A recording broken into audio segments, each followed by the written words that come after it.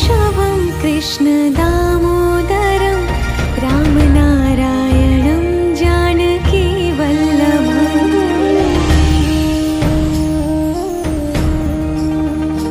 अच्युतं केशवं कृष्ण दामोदरं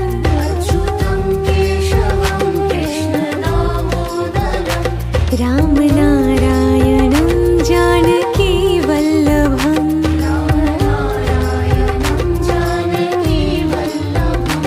कौन कहते हैं भगवान आते नहीं,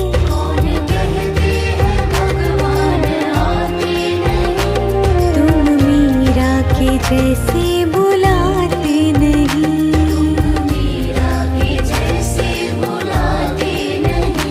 अच्युतं केशवं कृष्ण दामोदरं